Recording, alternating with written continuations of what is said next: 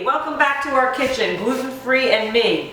You guys have already seen our bagel recipe. We were waiting for the arrowroot. Guess what came in? The arrowroot is here. So this is the recipe that I wanted you guys to experience. It is the bagel recipe that comes out to be a plain bagel, but obviously, you know, you can put toppings on it, but the traditional plain New York style bagel, that's gluten-free. In here we've got mixed up, and I'm going to transfer it into my mixing bowl, is 1 3/4 cup of tapioca flour, 4 cups of white rice flour. I don't know about you, but I go to my local Oriental market and get white rice flour. So I get them by the 6-pound or 5-pound bags. 3 1/2 cups of arrowroot. So excited about this, you guys. I got my arrowroot on Amazon or Vitacost. You can get all these flours on any of the sites nowadays. In this little mixture here, we have 4 teaspoons of salt and 10 teaspoons of xanthan gum. All right. Behind me, and I'll show it to you, is mixing. I blended it well, and it's rising, is our yeast mixture. Now, much like any recipe which I mentioned in the other bagel recipes, the ratio for yeast to sugar on this one is big. We have 9 sugar in this, 9 tablespoons of sugar to 6 teaspoons of yeast. If you wanted it to be fluffier, you could increase your yeast. This is a great ratio. It's 4 cups of warm water, okay? So I'm gonna put some in here, and then I start mixing it, and then I add the rest. And why don't you come back to me in like 10 seconds, and I'll show you what it's like. Right, blended bagel mixture. That's what it looks like, guys. Hot off the presses, looking good. So what I like to do is let it sit for a little while. Maybe I'm gonna cover it with a dish towel, let it sit for like 30 minutes, rise a little bit. You could do it that way. Some people like to form it, let it rise when it's formed. You can do it either way. Or, heck, if you're just like really eager to eat these bagels and want to get on it, you can get on it right away. But the consistency is really, really good. Airy. And I always talk about, you know, I told you the last recipe, go on Google, look at some ideas about yeast and sugar mixtures if you want to increase the fluffiness, and you have pressed for time or something like that. You might want a lot more yeast. We did that in our buckwheat recipe, and those bagels were gigantic. This is like double the recipe, and so you saw how big those bagels were in the last recipe.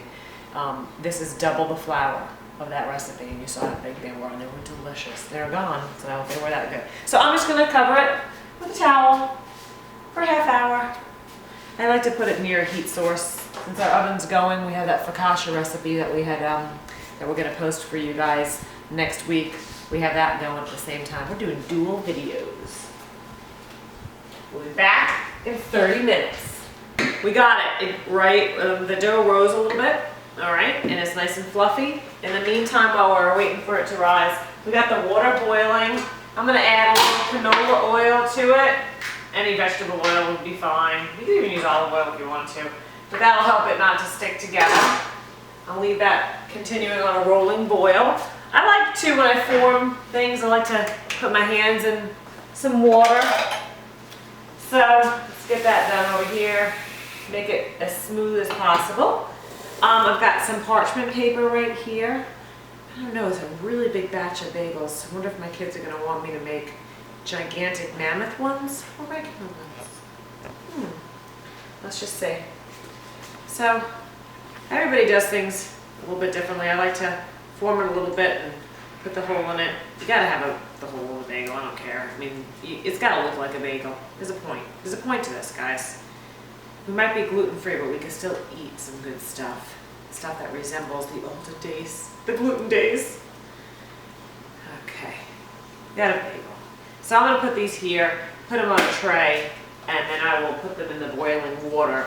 And then in the boiling water, we'll use a slotted spoon. They will rise to the top. It'll take about 30 seconds. I like to flip them over for another second or two once they've risen to the top. And then we're going to put them in our oven. We'll put them in a What do we got? What's our oven temperature? 400 degrees? 400 degrees for like 18 minutes or until they're golden brown. And last time I said I was gonna try chocolate chip, and I didn't, but I know that my son is gonna want some chocolate chips. So I'm gonna reserve a little portion of this to the side and make some chocolate chip bagels. And why don't you come back to me in just a few and I'll show you our boiling process, and then we'll show you the finished product. So we have formed the bagels, we threw them in the rolling boiling water with the oil for 30 seconds. We've seasoned the top with our everything, garlic, onion, sesame seeds, some coarse sea salt. These guys have to still be dropped in the water, so let's show you that.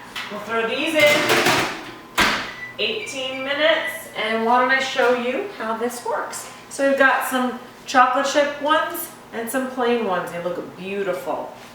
So we'll save the chocolate chip ones for last, since we don't want any sugar in our plain ones. So I'll drop one, I'll drop two at a time, and I just kind of move them around. And they're rising to the top already, but just kind of move them, flip it over. Like I said, 30 seconds is really a good time. They're right to the top right now. Beautiful. Beautiful. All right, so I'm gonna bang out the excess water, lay them on our parchment paper, or you can also use an oiled baking sheet. That's fine too if you don't have parchment paper. And then we'll see you back in 18 minutes to see our finished product. Hey guys, these are amazing. Excuse me in the background, because in this kitchen we're always doing something. So right now we're making some Spanish rice and paella. My daughter's experimenting on another recipe, so that's the background, what's going on. Everything gluten-free in this kitchen. But our bagels, crunchy. I don't know if you can even hear that. They're amazing. Okay. My kids said they wanted to have one of these before dinner. I know. They're gonna have it. They're good to eat. Oh, look at that. Can you see how beautiful that is and airy? These are amazing, crunchy on the outside bagels. I hope you enjoy them as much as we're gonna enjoy these. And I think I'm running to the grocery store to get us some cream cheese. Have a great gluten-free day. Enjoy.